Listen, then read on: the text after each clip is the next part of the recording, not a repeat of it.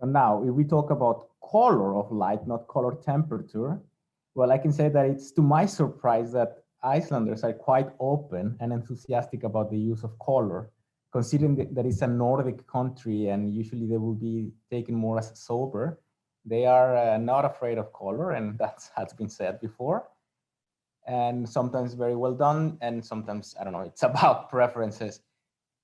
When it comes back to Mexico, I would say that yes, they are enthusiastic about color of light, but I would say that Mexico itself is so colorful by its nature, the materials, the environment, that perhaps there is no need to add with color because the color is already there. So the question is whether you use light to add more color, or you rather let the light reveal the colors that are already there. So probably it's a different approach there because the color is already there. And here in Iceland, perhaps what we need is to add up some color.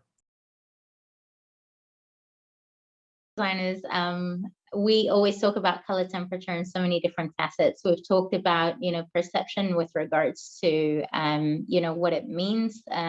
We've talked about how you feel within those spaces. And then now we're going to talk about the one thing that we all don't want to argue about, which is color. So colored light. Well, in Tanzania, colored light is inexistent except for Christmas time or Eid time or Diwali, because we are a very multicultural society. So there is a balance in all the different cultures, which is directly linked to religion. So if you see something that is lit up green, you immediately understand that this is kind of like an Islamic kind of cultural significance. If you see something that is quite a brighter white, you consider that to be quite a, what should I say, a Christianic symbolism. And then if you see something that is kind of like purple and very multicolored, then we're looking at the Hindu sector of the culture. With regards to Australia, I think that every time I have ever seen color, it has been very specifically put there because they're very much aware of how colored light, especially at night, will affect the environment. There's this whole ecological issue that they discuss. There is a lot more code that you have to adhere to. They are very advanced in trying to preserve, the dark sky. So colored light is used very, very minimally. It is used primarily in entertainment areas, and of course, the amazing light art festivals. And certainly there are some private and corporate residential and commercial clients who would want to have colored light for a very specific need. And then we come to the Middle East.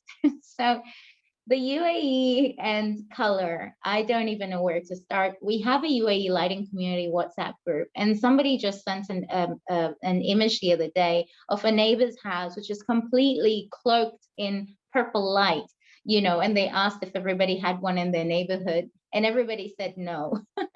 So that gives you an idea. I think colored light here, it depends because we're so multicultural. Everybody comes from all around the world. People talk about America being the melting pot of cultures, but the UAE is significantly more melted than that. So the way people use colored light here, from a personal perspective, I've noticed it has a lot to do with their culture. So this purple house, I always envisage that the people who live there are actually, come from like a Hindu background because it's a color that is quite close to their culture.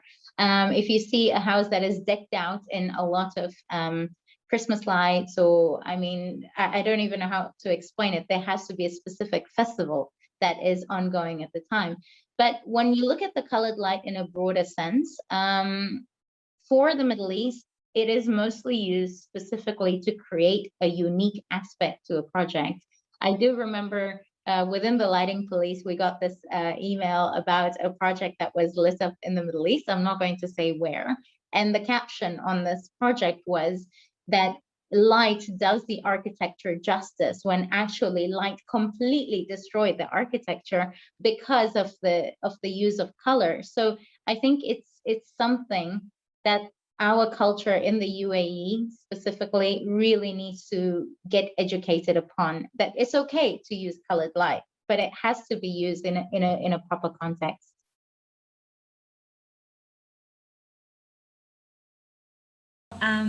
In terms of colors in Mexico, we see them as something very festive. We use a lot of colors in our special dates, like Dia de los Muertos. It's very colorful day. So I think that translates to our perception of colors in the public spaces. We have well, the most common application that we have is to commemorate those days. So like the day against breast cancer or something like that. And all our historical monuments are illuminated in that color in that day specifically. And also, on the other hand, I have seen that color appears a lot in art with light artists and everything. But I don't I have seen much applications, architectural applications, and I would like to see more because I think it's a I think it can be a very interesting element when it's well applied. I've seen a few of them with some lighting designers that are very good, but it's for something or artistical or private. But I would like to see more color.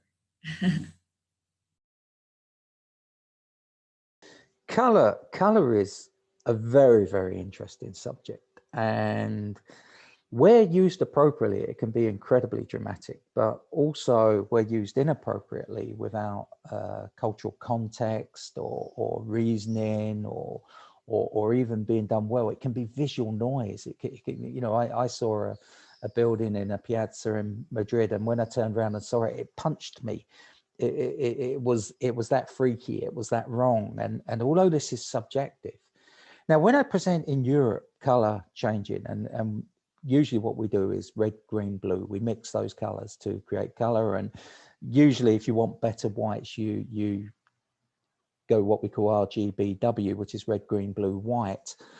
And I tend to present it as a celebratory aspect as opposed to looking at the disasters around the world.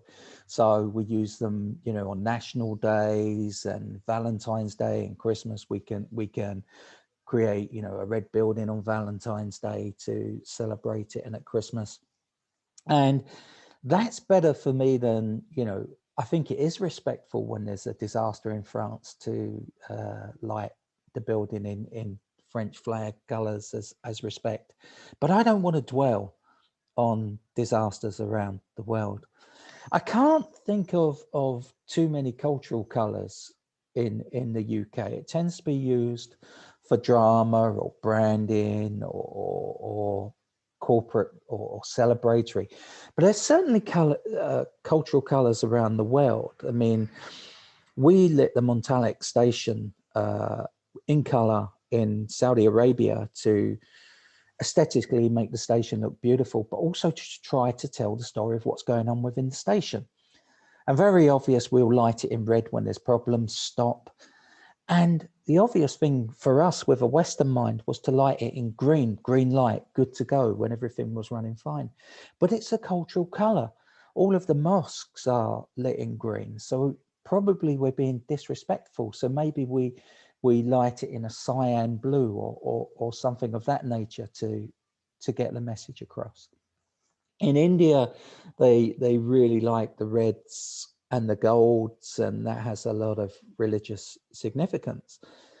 But I had an interesting debate about color with in fact, almost an argument with another lighting designer, because I read an article that said they were reducing suicides on the Tokyo metro by lighting the ends and the start of the platforms in blue light.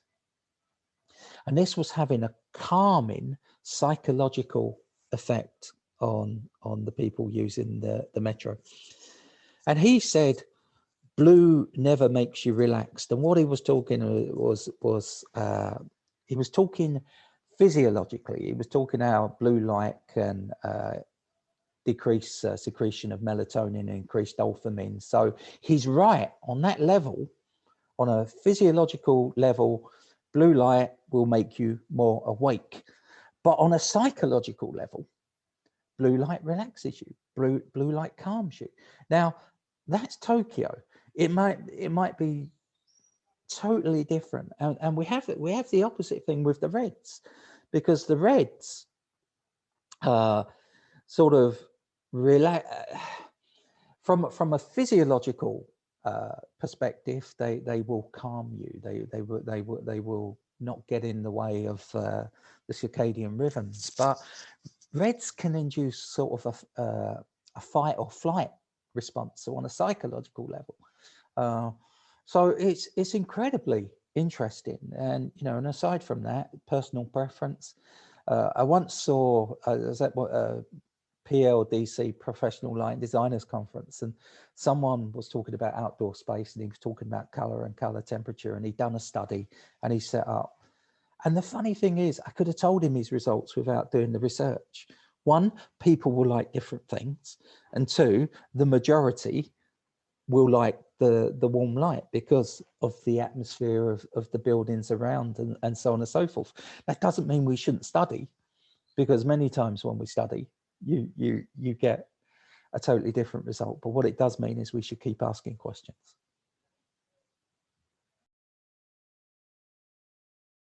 We talk about colored lighting, like green or red or blue.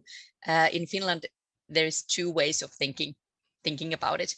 I think many Nordic countries have very subtle taste in general. We are very modest with the architecture, and some people think if you use color, it's like Las Vegas carnival type, and it's considered maybe a bit tasteless.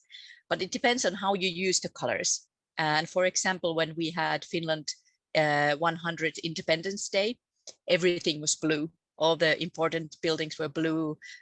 Even in other countries, when they were celebrating for Finland, it was the blue, like the awareness of our celebration. So when the color has certain meaning, it's more acceptable, I think. But then some colors, like, red or really hard greens, they are maybe considered as too much. But we have so many colors. And I think from my personal perspective, I think we can use colors if you have a story or a meaning or kind of background to it, not just all the colors and tasteless disco, but if you have the idea and the concept, then people, they are more likely to accept the colors. But in Finland, you need to be subtle and you need to have a really good taste with lights and colors. When India is a large country of more than 1.3 billion people.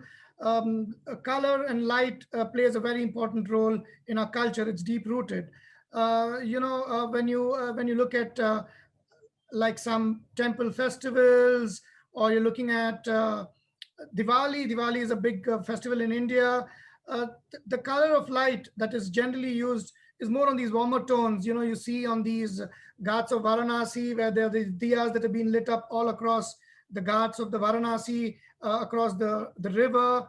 When you go to people's houses, they burst crackers, they have these small diyas lit up. So the warm light, mostly closer to amber color. So this is perceived as a light that is quite common in our culture, in our backgrounds. So we use this quite it's quite visible in our cities, in our celebrations, on our monuments. So this is quite. Then of course there are different parts of the country where people use color. Like for example, in Calcutta, they have this festival called the Durga Puja. So that time people actually make a lot of large stages, and they have these the god that has been placed. And then of course you have the colors, like different colors like blue in the background, and then red which actually symbolizes Durga. She's a very strong goddess. So the colors are used in different monuments and different places in different cultures. So from the south to the north, people use a lot of color in India. But of course, I think what symbolizes the strongest is the color, the color of the diya, the color of the lamp, which is more towards the amber, warm white tones, which actually defines probably the culture and the way we've evolved in India. Like in general in India, color is perceived quite strongly. Like I told you in the previous this talk, that this is color is perceived in a very strong way. So when you go to public spaces, you go to squares, you go to some monuments, people use a lot of color. Okay, sometimes it might be overdone. We might not, I mean, as lighting designers, we might not like it, or lighting, people who are in the industry of lighting, we might not like it. But, in India, as culturally, people look at color in a very strong way that gives them a lot of positivity and like a sort of a festive feeling. So in general, some public places also, over the weekend, they switch on these color lights over the monuments and the public spaces. So color plays a very important role in our culture, actually.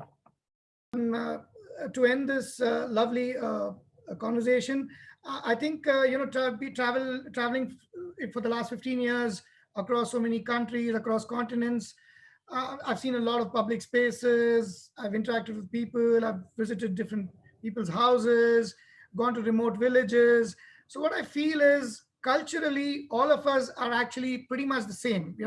When you look at you go to you go to a colder country also, people prefer to have warm light, right? And then if you go to public spaces and some art galleries and all that, you might have a natural light. But when you actually look at, when I've traveled so far and when I come back to India, I feel we are all connected globally with this one language of light. People prefer to have these warm tones, a warm welcoming light across your house or your small corner that you make in your house. So I think, I personally, this journey gets me back to India, and I feel that we're all connected together in the same way.